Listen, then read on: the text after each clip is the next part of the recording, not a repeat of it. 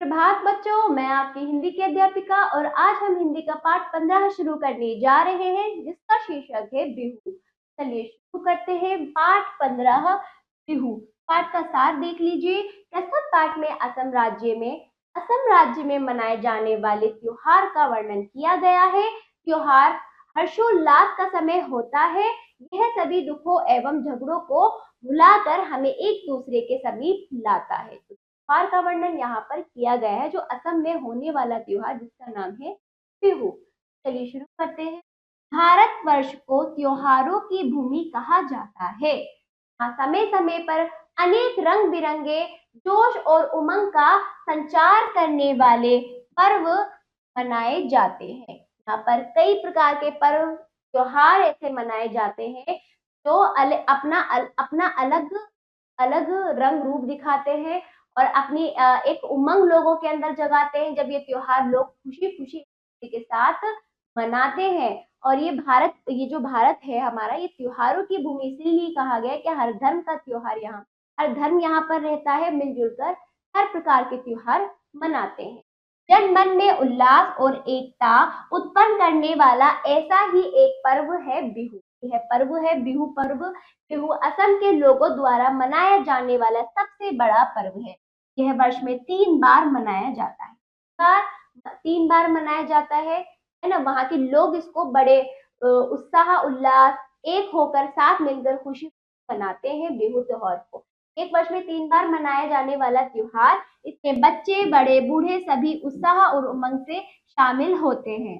मुख्य रूप से बिहू का संबंध वसंत ऋतु में मनाए जाने वाले बोहग बिहू से होता है। मुख्य रूप से बिहू का संबंध जो है वसंत ऋतु में मनाए जाने वाले बोहग बिहू से होता है। तो मुख्य रूप से जो बिहू का जो मेन जो है ना, बोहग बिहू है। किंतु कार्तिक बिहू तथा माघ बिहू को मिलाकर कुल 3 बिहू बन जाते हैं। इस प्रकार मुख्य रूप से बोहग बिहू, लेकिन कार्तिक और माघ बिहू को मिलाकर कुल 3 बिहू बन जाते हैं। वो 3 बिहू पूरे वर्ष में 3 बार मनाए जाते हैं। कार्तिक बिहू कार्तिक माह तथा माघ बिहू माघ में मनाया जाता है। इन तीनों में सबसे अधिक महत्वपूर्ण बोहग बिहू होती है। सबसे ज्यादा महत्वपूर्ण है बोहग बिहू है। यह नव वर्ष, वसंत तथा फसल तीनों का संयुक्त पर्व है। ये तीनों का पर्व है। कितनी खुशियां, नए साल की खुशियां, वसंत आने की खुशियां, इन तीनों को मिलाकर ये त्योहार मनाया जाता है बोहग बिहू। इन सबको मिलाकर, इन सब खुशियों को मिलाकर यह त्योहार मनाया जाता है। वसंत ऋतु में प्राकृतिक छटा देखने योग्य होती है। बाग बगीचों पेड़ पौधों है ना, बेल लताओं सभी पर नव यौवन छाया होता है। वातावरण फूलों की सुगंध से खिल उठता है।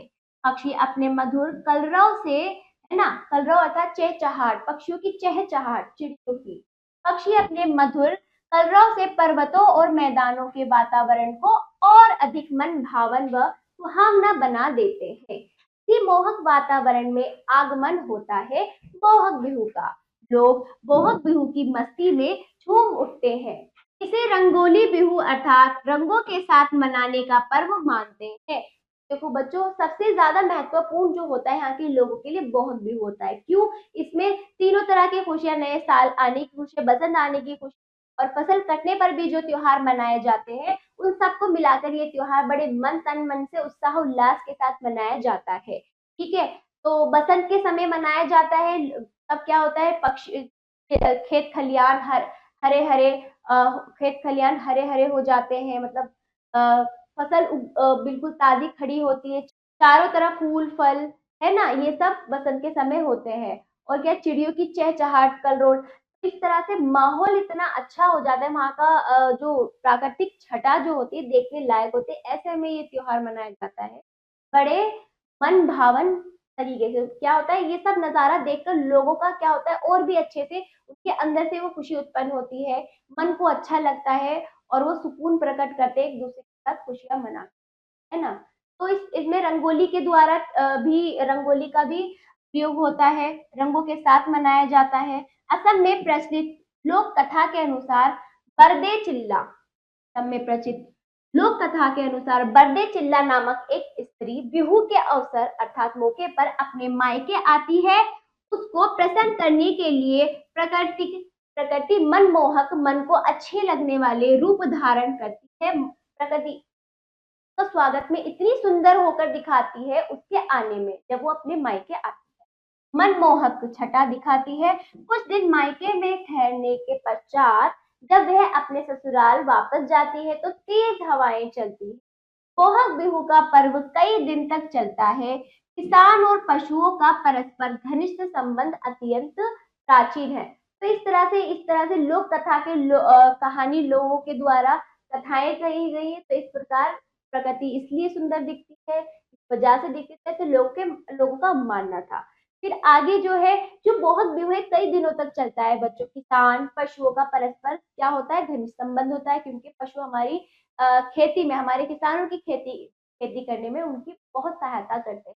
पशुओं के प्रति अपना सम्मान प्रकट करने के लिए लोग बोहग बिहू के प्रथम दिन होता है तो गाय बैल आदि की पूजन करते हैं। इस दिन को गोरू बिहू कहा जाता है। जब गाय बैल की पूजा होती है तो उस दिन को गोरू बिहू कहा जाता है, और ये बिहू का पहला दिन होता है। इन्हीं से ही शुरुआत होती है, इनकी सेवा में, है ना, गाय बैल की सेवा में, क्योंकि ये क्या है, किसान के सबसे बड़े सहायक होते हैं। गोरू गोरू बिहू गोरू बिहू वाले दिन लोग सुबह सवेरे उठकर पशुशालाओं की, जहाँ पशु गाय बैल रखे जाते हैं, पशुशालाओं की साफ सफाई व लिपाई पुताई करते हैं। तो गोरू बिहू वाले दिन जो होता है, लोग सुबह उठते हैं, पशुशाला जहाँ उनकी व्यवस्था जाती है, साफ सफाई करते हैं, लीपा पोती करते हैं, दीवारें अच्छे से क्या करते हैं, दीवारों पे, ठीक है। फिर उनमें धान की भूसी जलाते हैं। इस दिन पशुओं की सेवा की जाती है, गायों के पैर धोए जाते हैं, उनके सींगों और खुरों पर तेल लगाया जाता है। जो सींग होते हैं, खुर होते हैं ना उनके पैर के ऊपर तेल लगाया जाता है। उन्हें फूलों आदि से सजाया जाता है। इसके बाद उन्हें निकट के किसी नदी या तालाब पर ले जाया जाता है। उस समय उन पर विभिन्न प्रकार की सब्जियों की वर्षा की जाती है। सभी बच्चे उत्साह और उमंग के साथ इस रस्म में भाग लेते हैं। पशुओं को स्नान कराकर गायों की पूजा की जाती है और उन्हें खुला छोड़ दिया जाता है। घर वापस आकर सभी लोग बुजुर्गों से आशीर्वाद लेते हैं, है ना, उनसे प्रार्थना की कामना भी करते हैं, आशीर्वाद लेते हैं। इस दिन लोग हल्दी और नीम के पत्तों का लेप लगाकर स्नान करते हैं और फिर मंदिरों में जाकर पूजा पाठ करते हैं। सभी लोग समाज और परिवार की सुख समृद्धि की कामना करते हैं, है ना, पूजा करके सबके सुख समृद्धि की कामना करते हैं अपने जीवन के लिए, बाकियों के क्या हो, उनका सब कुछ मंगल हो। बोहग बिहू उत्सव का दूसरा दिन मानहू बिहू, जो बोहग बिहू का जो उत्सव का जो दूसरा दिन है वो मानहू बिहू कहा जाता है। असम में इसी दिन से नए वर्ष का प्रारंभ भी माना जाता है। इस दिन लोग नए नए वस्त्र धारण करते हैं। वे अपने सगे संबंधियों और मित्रों को उपहार अर्थात तोहफे देते हैं। उपहार देने की प्रथा को बिहुवान कहा जाता है। जो उपहार देने की जो प्रथा चलती आ रही है उसे क्या कहते हैं, बिहुवान। सामान्यतः बिहुवान में गमछा भेंट किया जाता है। इस प्रकार का गमछा भेंट किया जाता है एक दूसरे। लोग ज्योतिषों से नए वर्ष का पंचांग सुनते हैं और एक दूसरे को नवीन वर्ष की शुभकामनाएं देते हैं। इस तरह से उनके अनुसार जो कैलेंडर का जो पंचांग है उसे और फिर एक दूसरे को शुभकामनाएं देते हैं। बोहग बिहू का तीसरा दिन गोहाई बिहू के रूप में मनाया जाता है। इस अवसर पर सामूहिक प्रार्थना और धार्मिक अनुष्ठानों का आयोजन किया जाता है। धार्मिक रूप चलते आ रहे हैं खेल, उत्सव, समारोह, वो उनका आयोजन किया जाता है। उत्सव का अंतिम दिन गांव के बाहर मनाया जाता है। इस दिन प्रत्येक व्यक्ति अपनी कोई भी एक बुरी आदत छोड़ने की अर्थात प्रण करता है। वहां जाकर अंतिम दिन में वहां पर जाकर अपनी एक बुरी आदत को छोड़ने का प्रण। बोहग बिहू पर लोग रात भर नाचते गाते हैं। गोल आकार में धीमी गति से होने वाले सामूहिक नृत्य असम के निवासी अत्यंत मोहक लगते हैं। इस अवसर अर्थात मौके पर वे बहुत से लोकगीत गाते हैं। इस तरह से वहां का एक अनोखा नृत्य है जो करते हैं, जिसकी वजह से वो और भी अच्छे लगते हैं, देखने लायक वो नजारा होता है। लोकगीत गाए जाते हैं। इस अवसर पर हुसोरी इस अवसर पर हुसोरी नृत्य भी देखने को मिलता है। प्रमुख नर्तक मध्य में तथा अन्य नर्तक उसके चारों ओर घेरा बनाकर नृत्य करते हैं। धार्मिकता प्रधान होती है, तो इस तरह से वो इस नृत्य में भी अपने धर्म को ऊपर रखते हुए, को दर्शाते हुए हुसोरी नृत्य करते हैं, जिसमें एक जो होता है मध्य में होता है, बाकी सारे जो होते हैं उसके चारों ओर नृत्य करते हैं। मुख्य जो होता है वो मध्य में। युवा तथा वृद्ध सभी मिलकर गीत गाते हैं। हुसोरी मंडलियां बहुत पवित्र मानी जाती हैं। लोग उनका स्वागत करते हैं तथा आशीर्वाद प्राप्त करते हैं। ठीक है, तो इस प्रकार यह त्योहार मनाया जाता है। बिहू के अवसर पर अर्थात मौके पर विभिन्न प्रकार के खेलों का भी आयोजन किया जाता है। तो बच्चों देखो, हुसोरी मंडलियां जो होती है वो जो नृत्य करते हैं लोग, जब वो धर्म को दर्शाते हुए अच्छे से नृत्य करते हैं, तो लोग उनका स्वागत भी करते हैं। जो हुसोरी नृत्य करते हैं ना मंडलियां, उसका स्वागत भी करते हैं और उनको आशीर्वाद भी देते हैं। इस प्रकार फिर बिहू के मौके पर विभिन्न प्रकार के खेलों का भी आयोजन किया जाता है। इसमें भैंसों की लड़ाई, कानी जूझ, खोप तथा हाउ प्रमुख है। तो वहाँ के जो ये खेल है उनके नाम है बच्चों। इस लड़ाई को देखने के लिए अपार समूह, बहुत अधिक मात्रा में अपार जन समूह एकत्रित अर्थात इकट्ठा होता है। अपने पशुओं को उत्साह व जोश से भरने के लिए लोग जोर जोर से तालियां बजाते हैं। वहां पर अपने अपने पशु लाए जाते हैं। अपने अपने पशु को उत्साह जोश देने के लिए जोर जोर से तालियां बजाते हैं। कानी जूझ का अर्थ होता है अंडों की लड़ाई। खेलों के नाम जो हमने पढ़े उनका अर्थ देखिए बच्चों। कानी जूझ, अंडों की लड़ाई। इस खेल में दो व्यक्ति भाग लेते हैं और एक दूसरे के हाथों में पकड़े अंडों पर वार करते हैं।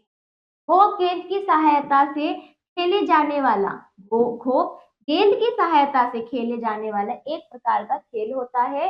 हाउ कबड्डी के समान खेले जाने वाला खेल है। तो इस प्रकार वो खेल के नाम जो अभी हमने पढ़े उनका अर्थ देखिए।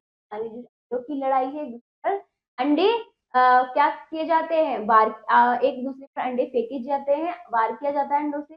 और घोप जो है गेंद की सहायता से खेला जाने वाला खेल है, और हाउ जो है कबड्डी की तरह खेल है। तो इस प्रकार बिहू के बारे में, है ना, बिहू त्योहार के बारे में, जो कि असम राज्य का त्योहार है, उसकी विशेषताओं के बारे में, कैसे कैसे इस त्योहार में होता है, कितने दिन का त्योहार होता है, क्यों मनाया जाता है, तो बहुत अच्छे से बताया गया है।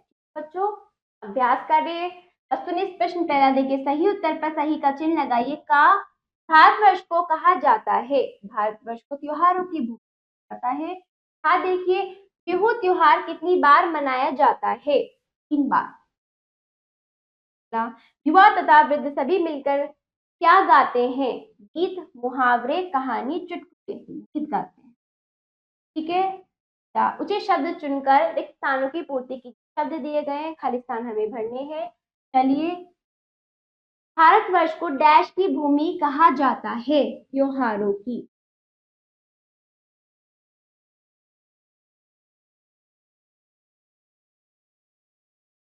हाँ देखिए, कार्तिक बिहू डैश मास में तथा माघ बिहू डैश मास में मनाया जाता है। कार्तिक जो है कार्तिक में,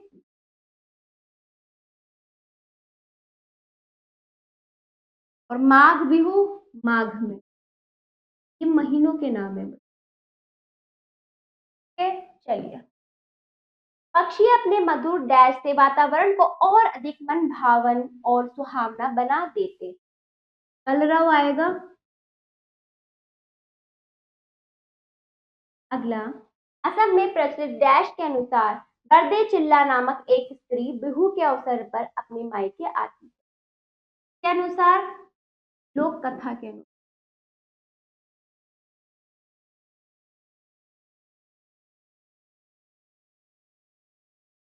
अगला, सही वाक्यों के सामने सही तथा गलत वाक्यों के सामने गलत। का बिहू मुख्य रूप से हिमाचल में मनाया जाता है। गलत। अगला, हाँ देखिए, कार्तिक बिहू माघ मास में आता है। गलत। अगला, गा देखिए, वसंत ऋतु में बोहग बिहू मनाया जाता है। सही। अगला, कानी जूझ का अर्थ है, कानी जूझ का अर्थ अंडों की लड़ाई से है। सही। अगला, हाउ क्रिकेट के समान खेला जाने वाला खेल है। गलत।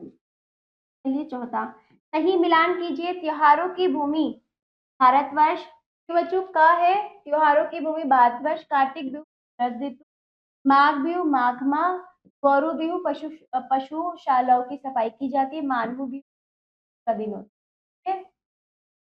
बाकी कार्य लिखिए आप स्वयं पाठ के अनुसार। पाठ समाप्त। आशा करती हूँ मजा आया होगा। मिलते हैं अगले पाठ पर। धन्यवाद।